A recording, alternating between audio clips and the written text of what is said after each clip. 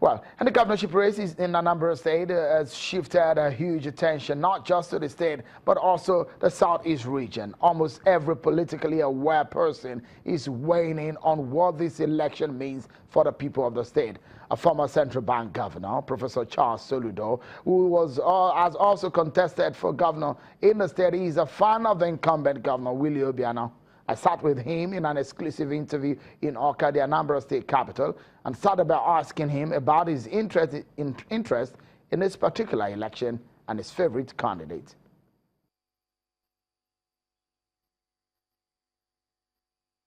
The progress that has been made in the last several years, and especially during the Governor Willie Obiano's tenure, I want to say that a lot is at stake. That every person who truly loves Anambra State, who actually loves Nigeria, should be interested in what goes on in Anambra to make sure that Anambra doesn't go back to Egypt, as it were. So your interest in supporting Governor Willie Obiano is not run out of your own personal interest?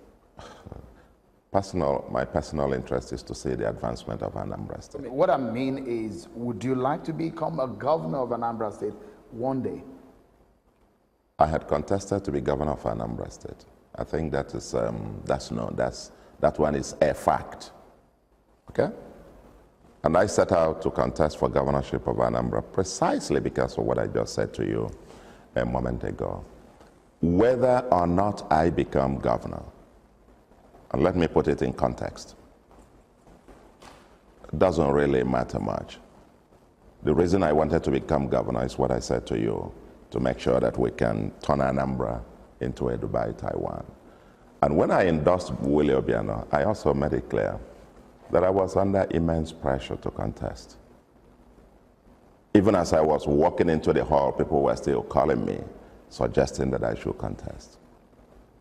But my response was, and still is, if it's not broken, why mend it?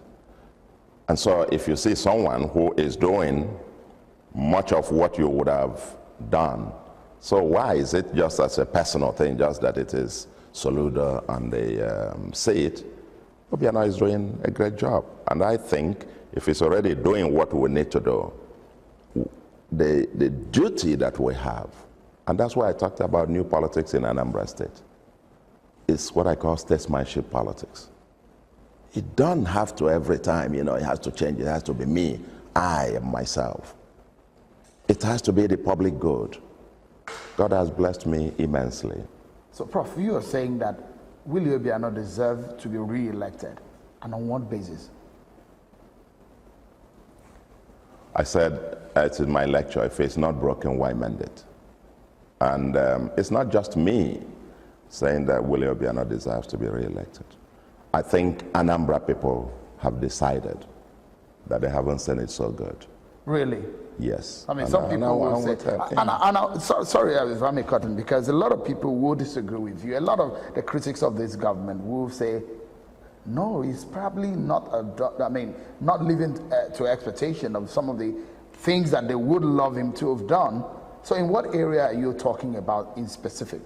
In the history of Anambra politics, there has never been a time where there has been as much consensus as there is today, even across all political divide and across all the political parties, that this man deserves to be re-elected. Literally everybody who is anybody in this state has endorsed him. The people of Anambra, unprecedented, it hasn't happened before, have a unanimity on this. Everybody seems to be, or at least let me say 70% or thereabout of the people are rooting for him. Because for the first time in Anambra, we really now have a governor. I mean, first of all, there is a continuity. APGA government in Anambra has, over the last 11 years plus, given Anambra consistency and continuity, and a kind of progressive governance that Anambra has not had before.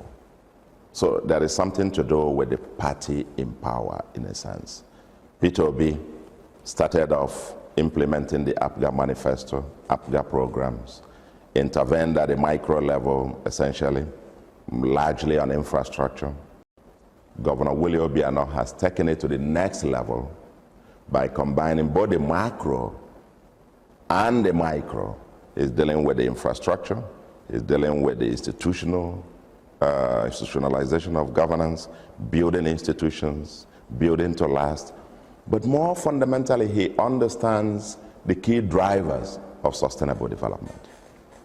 And that is why one thing no Anambra person would dispute, even his harshest critics, is the fact that in terms of security of life and property, Anambra in its history has not had it so good. Because you talked about projects and infrastructure.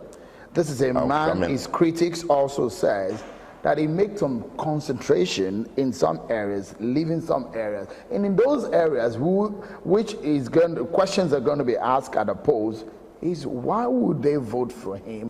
Let's put it in context. And I'll answer you in 2-3 points on this. The first is, I don't think it is true. Well, relatively, comparatively, you see, everybody in this country would expect, I want a road in my village. Everybody wants a road in his village. Is it true or not? That's precisely true. But you've got to think about the indicators yourself.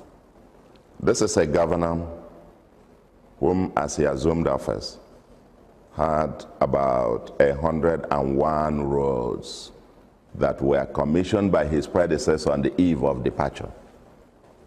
And he has also continued them. Now completed about 51 of those roads, in addition to the many new ones he has started and completed. I'll talk about concentration in terms of the zone or whatever, as it were.